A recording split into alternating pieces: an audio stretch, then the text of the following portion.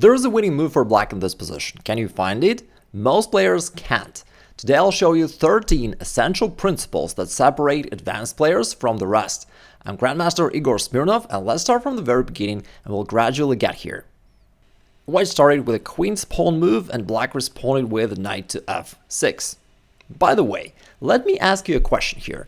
The move knight to f6, which was played in the game, is considered one of the best moves for black here. However, the other knight development, knight to c6, is considered somewhat wrong, a mistake. But what's the difference? Two moves seem almost identical, they both develop a knight. What's the difference? And please try to think about this, because of course I can just tell you all these essential principles, but if you really try to think through so that you don't have to memorize it, but you actually understand why rules are so, it'll be much more natural for you to follow them. And here's the rule, which is very, very interesting. This is something that advanced players follow all the time, and beginners, I think, have never even considered seriously. The rule is 2 for 1. It's kind of like buy one, get one free. If you can develop a piece, but also achieve one more goal on top of that as a free bonus, maybe you can attack your opponent, or you can control this central square, that serves as that extra bonus. And that is why this move is stronger compared to the other knight development, which only develops a knight but does nothing else. Alright, here white continues with knight to f3, and let me also ask you another question real quick. Maybe you've heard the rule knights before bishops. It was formulated a long time ago by Lasker, the second world champ, who said that you gotta develop knights before bishops. But why is that so? Do you know why? If we look closely, we'll notice that a knight is the only chess piece with eyes, ears, and mouth. It can look around and bite your opponent. Alright, just kidding. Let me get to the real explanation. The bishop often is activated almost automatically. As soon as you push your central pawn forward, this automatically opens up this diagonal for a bishop. And because it's a long-range piece, it becomes somewhat active right from its original position. But the same is not true for a knight, because a knight is a short-range piece, and therefore it does not do anything pretty much useful on its original position. And therefore, bringing your knight into play overall adds up much more to your overall activity. Black continued with pawn to e6, also opening a diagonal for a bishop of his own, and white went knight to d2, which brings us to the next rule. Best squares for your knights in the opening are those f3 and c3 squares. And the same is true for black. It's going to be f6 and c6. And 80% of the time, that is the case. Therefore, usually it doesn't make sense to overthink it. And whenever you develop a knight to any other place, in most cases it's going to be wrong. And in this case also knight d2, clearly not the best move. It also blocks the bishop, blocks the queen. And I know that white probably wants to play the Kala system, call it Zakartar system with b3 or something. But again, it's just following fundamental essential principles is usually easier and better. Black played c5, striking in the center, attacking the central pawn. Our own pawn on c5 is developed, therefore black does not have to worry about this. And white protected the central pawn by pawn to e3. Now in this case, let me ask you about the move pawn takes d4, which is something a lot of players play in such positions. What do you think about it? Is this a good idea, bad idea, or just an average move? Well, if you've been following this channel for some time, then you know the rule. To take is a mistake. It may sound obvious to you by now, but I guarantee that a lot of players, they just trade pawns almost unthinkingly because it feels like an easier solution. You get rid of this tension, you don't have to worry about this pawn anymore, you don't have to calculate anything, and because of its simplicity, people often get rid of this tension. But nevertheless, to take is a mistake. Therefore, pawn takes d4 is a bad move for black. Why is that so? You should avoid unmotivated exchanges, meaning exchanges that do not give you any particular benefit. And in this case, black clearly did not get any benefit out of this trade. However, for white, on the other hand, we can see that, for example, this diagonal is no longer obstructed by the pawn. Therefore, if white just moves the knight away in the future, somewhere here, let's say, the bishop will be able to operate along that diagonal. Also, because if there is no pawn on e3, after white castles, they'll be able to bring the rook on the e-file, and it will be active there. Or the queen can go here and also operate along this file. Therefore, white has a number of positional advantages, and black got nothing. Therefore, why would you do this? Black played the correct move. He avoided this trade and played pawn to b6. And here's another little tip. Why does it make sense to Fianchetto a bishop, and why should you just develop it in a traditional fashion? I mean, the answer is pretty simple here, so I don't want to put it as a rule. When the original diagonal is somewhat barricaded by pawns, usually, then it makes sense to Fianchetto it. For example, for black, it wouldn't make much sense to play g6 and bishop g7, because the bishop can easily be developed across this diagonal. Therefore, you don't need to overcomplicate and spend more time doing so. But with the light square bishop, since you cannot really develop it here, it does make sense to put it into this diagonal, which will be a lot more active for the bishop. White goes bishop d3, bishop b7, white castles, bishop e7. So far, so good. Both sides simply develop their pieces.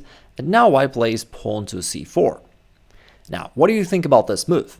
It might seem like a totally reasonable move to play. You put a pawn which controls the central square, seems like it's just a standard thing to play. However, it is actually wrong. And it brings us to the next rule, which I call just develop it. And yeah, I know it's not as inspirational as Nike's slogan, but I'm just a chess coach. I have to live with that. Anyways, so here's the idea. I don't argue with the fact that c4 does make some sense and does pursue a goal to control central square.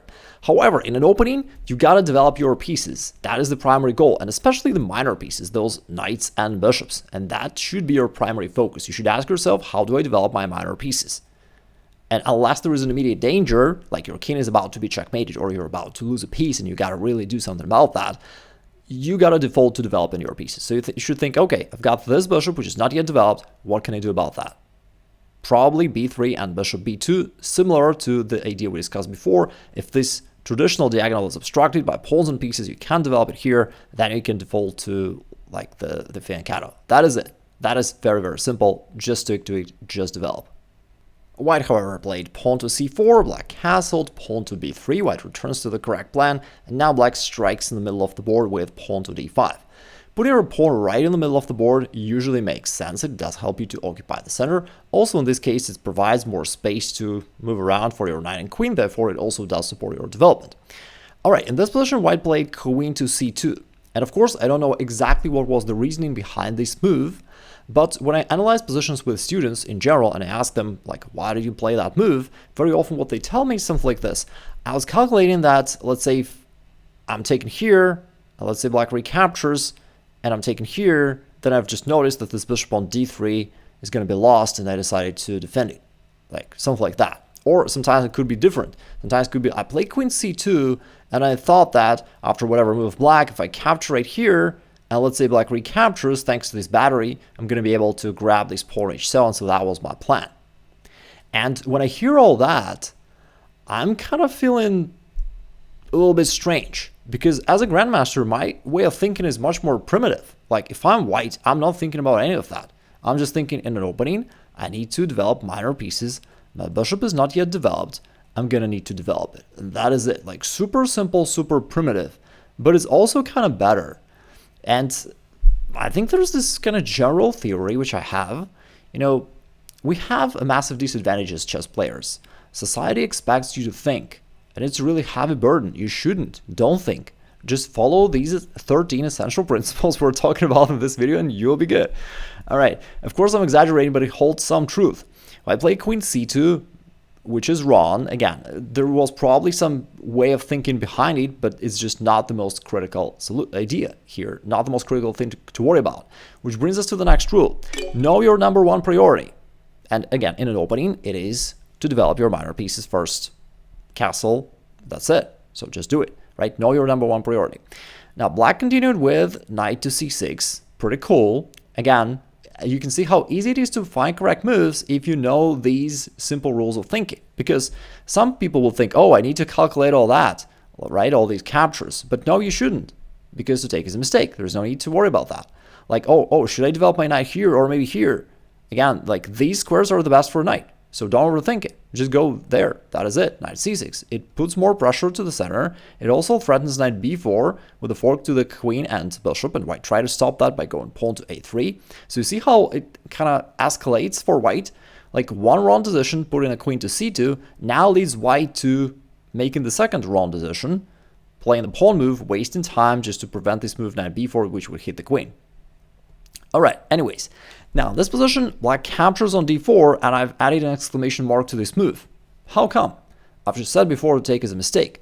Well, the rule states that you should avoid unmotivated exchanges when there is no benefit for you. However, if there is a direct benefit, if you can win something as a result of an exchange, then certainly go for it. And here it is exactly the reason behind this trade. Black realized that since their knight is already here putting pressure, that after an exchange, if black keeps capturing, that just opens up this attack to the pawn. And if, let's say, white captures, knight takes d4, and black simply snatched this pawn in the middle of the board, life's good, the knight is defended. If white keeps trading, again, black attacks the rook, and for the most part, they're just up a pawn, putting pressure, life's good. Now, I'd probably have figured it out, realized that recapturing would lose a pawn, and therefore instead White captured this pawn on d5, counterattacking the knight. How would you recapture as black? You've got three options. You can take with a knight, take with a queen, take with a pawn. Therefore, which piece or pawn would you use? This brings us to the next rule, principle of the least active piece, which states that you should pick the piece which is the least active and activate it. In this case, the knight is already developed, it does some useful job, it also protects this pawn, by the way, in this particular case, but in general, it already does some useful job. While the queen is totally passive, and therefore we move the queen. Why don't we move a pawn? It's because the principle is not called the least active pawn, it's called the least active piece. In general, bringing your pieces into play adds much more power to your position. If you recapture with a pawn, okay, the pawn controls these two squares and that's about it. Whereas if you bring your queen into play, just notice that it controls like half of the board, literally, right? Definitely it is a lot stronger for black to do that, and therefore principle of the least active piece suggests that you bring the queen into play. In this particular case, it also helps you in one more very specific way. Now if white captures on d4, you can simply recapture. Now, quick question for you. Should white take here on d4 or not? The answer is white should not take on d4 because that would be actually quite a big blunder. After that, queen takes g2 would be a checkmate. But of course, just saying don't blunder is nothing. It's like, if you're sick, get healthy, right? It's not helpful. Therefore, how would you think about that so that you can find those moves, whether you're as white and you need to prevent this blunder from happening, or you're as black and you shouldn't just immediately recapture the knight, but instead realize that, oh, there's actually that move that wins the game on the spot. Therefore, how do you think about that? And the rule that I follow is you can't win on your side of the board. Think about it. Just like in basketball, you can't score points on your side of the court. You have to go out there on your enemy's territory. Only there you can win. And that is the same in chess. Therefore, you have to train yourself to kind of a little bit alter our way of thinking. And instead of just looking at the pieces that we have and thinking, how can we move there? Instead of that, focus your attention on the opponent's side of the board. And in this analogy, if I kind of continue along with the basketball analogy, like this is like the basket. You got to score there. Therefore, you got to move toward that destination. And you got to consider those very forward moves. Only they can win. In the game, white played the correct move, retreated the queen out of danger, queen to b1. And how should black play here? Most players would capture on f3 because they don't know the rule to take as a mistake. But what should black do? This brings us to the next rule. If you're on the lookout for attacking moves, but you don't see anything decisive, then come back to the principle of the least active piece. It just means that you don't have enough firepower yet, and you simply need to activate your reserves. Therefore, black played rook to d8, just stacking pieces along the d file, already threatening this bishop on d3 after a potential exchange. Then queen takes d3 is already a real threat, and that pushed white to play knight to e1. Of course, a very sad move, but on the other hand, it's pretty hard for white to keep everything defended. And knight e1 makes sense. It covers these two weaknesses, and white is desperately trying to hold on. Now black moves the queen to the h file, which brings us to the next rule of the attack. Bring your queen into the attack. There's another thing which I think is very useful to remember, that in the vast majority of the cases, a checkmate is delivered by the queen. Just because if you imagine, for example, any of your pieces on this square g2, all right, if there was a rook right there, just imagine, somehow you could bring your rook right here. I mean, of course, in this case, white could capture it with a knight, but even if there was no knight there, the king can just retreat to the corner. There would be no checkmate. If we put a knight somewhere here, the king can easily retreat, right? If we put a bishop somewhere here, there is not even a check, right? But if we bring out the queen right here, and it's supported by the bishop, then it's a checkmate. Because the queen just controls all the squares around, and therefore it is the most suitable for delivering checkmates. And that is why whenever you try to attack your opponent's king, bring your queen out and try to use that to checkmate your opponent. The game goes on, white goes bishop b2, finally developing his bishop, and black continues with bishop d6, creating a checkmating threat of queen takes h2. And now in the game, white covered it with a g-pawn, but how about pawn to h3? Let's think about that first. How do you play here as black? There is another rule which is very helpful for attacking your opponent's king if you understand it clearly. If we look closely at the position, your opponent's king has three main bodyguards. these three little bodyguards. But there is an issue. If you look at them closely, you'll see that their smallest part is their head. Therefore, it's not difficult to outsmart them. And the way to do that is just to sacrifice your piece against one of those pawns. And as you do that, you just open up your opponent's king entirely. For example, here black can sacrifice the bishop right here, and in doing so, you get direct access to the king. For example, if they capture with the knight, you can capture this pawn, and now all these checkmating threats are coming, and it's going to end in a quick checkmate. In the game, to avoid that, white played pawn to g3, and that's the position which we started from. So how do you play here as black? This brings us to the next rule: avoid wishful thinking. What happens very often in similar positions is when you see that this diagonal is wide open, and therefore black start thinking, okay, maybe I can bring the queen here and queen g2 checkmate. But that doesn't work because there's knight there on e1, right? It actually does control that square. Or maybe black thinks, okay, I'm going to play here, put up this battery, and then land the queen on h1 and win the game with a checkmate. And it's all good, but we totally forgot to think about our opponent. That is why I'm saying that we should avoid that wishful thinking. We should be objective and think what our opponent is going to do here. For example, what if white just blocks the diagonal? Now, of course, our position is still superior, but there is no clear victory here. Therefore, that's not the move to win the game. And black instead followed the previous rule we talked about before. If your immediate attack does not work, just bring more pieces into the attack, right? And he played knight to g4, kind of principle of the least active piece. This way, we also add one more piece into the attack, and now we threaten queen takes h2. Okay, but what if white goes pawn h4? Yeah, that's the main line of the combination. This brings us to the next rule. Don't just win, take his soul.